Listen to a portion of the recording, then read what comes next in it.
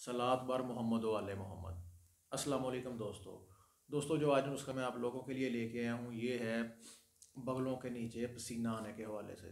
जिन लोगों के नीचे बगलों के नीचे पसीना वगैरह आता है और उसकी बदबू की वजह से जो आपके पास बंदा बैठा होता है वो भी तंग होता है, आप खुद भी तंग हो रहे होते हैं। इसलिए मैं आप लोगों को जो आज नुस्खा बताऊंगा इससे इंशाअल्लाह ताला अल्लाह पाक ने चाहा तो आपके जो बगलों की बू वगैरह है वो ख़त्म हो जाएगी और बगलों में पसीना कम से कम आएगा। उसके लिए आपको सिर्फ एक ही चीज़ की ज़रूरत है, वो मैं आपको बता देता हूँ। इससे आप 15 दिन इस्तेमाल करें, इंशाअल्लाह अल्लाह पाक ने चाहा तो आपका ये मसला जो है वो हल हो जाएगा।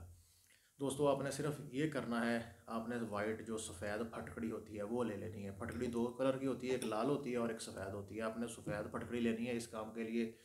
आपने सफ़ेद फटकड़ी ले लेनी है और जब आप नहाएंगे, नहाते वक्त या नहाने के बाद जब आप नहा लें उसके बाद आपने इस फटकड़ी की ये जो डली है, बड़ी डली आपने ले लेनी है। इसको आपने बगल में जो है वो इसी तरह फेर लेना है जैसे मसाज टाइप होता है, मसाज बंदा करता है ना, इस तरह आपने इसको 3 से 4 दफ़ा फेर लेना है। अगर आप नॉर्मल पोजीशन में फेरना चाहें तो आपने इसको पानी में भिगो के उस बगल जो आपकी बगल है बाजू के नीचे उसमें आपने इसको अच्छी तरह 3-4 मरतबा फेर लेना है और फिर उसको हवा लगने देनी है ताकि वो खुश्क हो जाए।